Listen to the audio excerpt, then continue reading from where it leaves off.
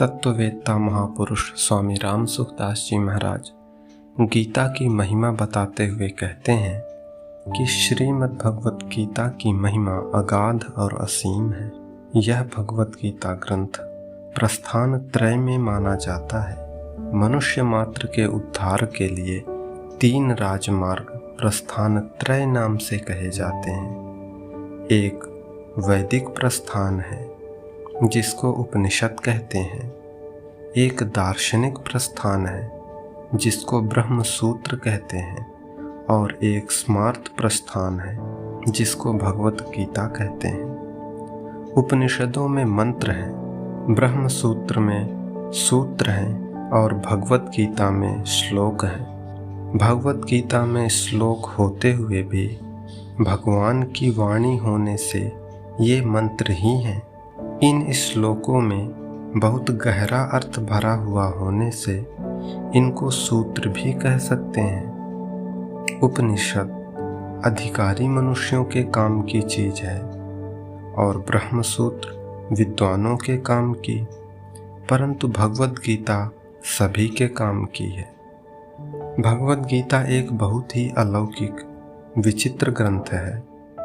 इसमें साधक के लिए उपयोगी पूरी सामग्री मिलती है, चाहे वह किसी भी देश का हो, किसी भी वेश का हो, किसी भी समुदाय का, किसी भी संप्रदाय का, किसी भी वर्ण का, किसी भी आश्रम का कोई व्यक्ति क्यों ना हो। इसका कारण यह है कि इसमें किसी समुदाय विशेष की निंदा या प्रशंसा नहीं है, प्रत्युत वास्तविक तत्व का ही वर्णन है। वास्तविक तत्व परमात्मा है जो परिवर्तनशील प्रकृति और प्रकृतिजन्य पदार्थों से सर्वथा अतीत और संपूर्ण देश काल वस्तु व्यक्ति परिस्थिति आदि में नित्य निरंतर एक रस एक रूप रहने वाला है। जो मनुष्य जहाँ है और जैसा है, वास्तविक तत्व वहाँ वैसा ही पूर्ण रूप से विद्यमान है, परंतु परिवर्तनशील प्रकृतिजन्य वस्तु व्यक्तियों में राग द्वेष के कारण उसका अनुभव नहीं हो पाता। सर्वथा राग द्वेष रहित होने पर उसका स्वतः अनुभव हो जाता है। भगवत गीता का उपदेश महान अलौकिक है। इस पर कई टीकाएं हो गईं और कई टीकाएं होती ही चली जा रही हैं। फिर भी संत महात्माओं विद्वानों के मन में गीता के नए नए भाव प्रकट होते रहते हैं। इस गंभीर ग्रंथ पर कितना ही विचार किया जाए तो भी इसका कोई पार नहीं पा सकता।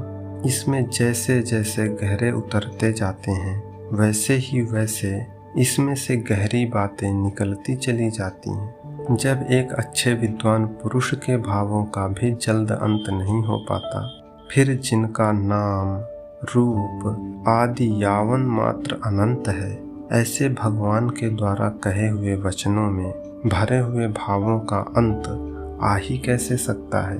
इस छोटे से ग्रंथ में इतनी विलक्षणता है कि अपना वास्तविक कल्याण चाहने वाला किसी भी वर्ण आश्रम देश संप्रदाय मत आदि का कोई भी मनुष्य क्यों ना हो, इस ग्रंथों को पढ़ते ही इसमें आकृष्ट हो जाता है। अगर मनुष्य इस ग्रंथ का थोड़ा सा भी पठन पाठन करे तो उसको अपने उद्धार के लिए बहुत ही संतोषजनक उपाय मिलते हैं। हर एक दर्शन के अलग अलग अधिकारी होते हैं, पर गीता की यह विलक्षणता है कि अपना उद्धार चाहने वाले सब के सब इसके अधिकारी हैं। भगवत गीता में साधनों का वर्णन करने में, विस्तार पूर्वक समझाने में, एक एक साधन को कई बार कहने में संकोच नहीं किया गया है। फिर भी ग्रंथ का कलेवर नहीं बढ़ा है। ऐसा संक्षेप में विस्तार पूर्वक यथार्थ और पूरी बात बताने वाला दूसरा कोई ग्रंथ नहीं दिखता। अपने कल्याण की उत्कट अभिलाषा वाला मनुष्य हर एक परिस्थिति में परमात्म तत्व को प्राप्त कर सकता है।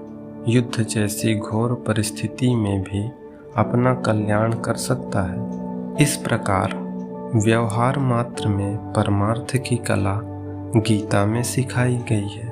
अतः इसके जोड़े का दूसरा कोई ग्रंथ देखने में नहीं आता। गीता एक प्रासादिक ग्रंथ है। इसका आश्रय लेकर पाठ करने मात्र से बड़े विचित्र, अलौकिक और शांतिदायक भाव स्फुरित होते हैं। इसका मन लगाकर पाठ करने मात्र से बड़ी शांति मिलती है।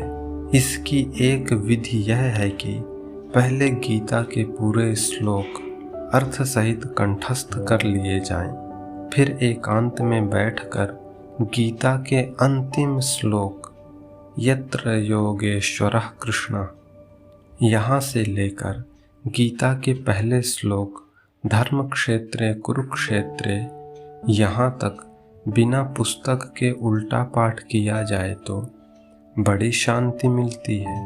यदि प्रतिदिन पूरी गीता का एक या अनेक बार पाठ किया जाए तो इससे गीता के विशेष अर्थ स्फुरित होते हैं। मन में कोई शंका होती है तो पाठ करते करते उसका समाधान हो जाता है।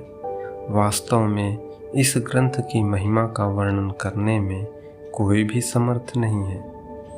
अनंत महिमाशाली ग्रंथ की महिमा का वर्णन कौन ही कर सकता है।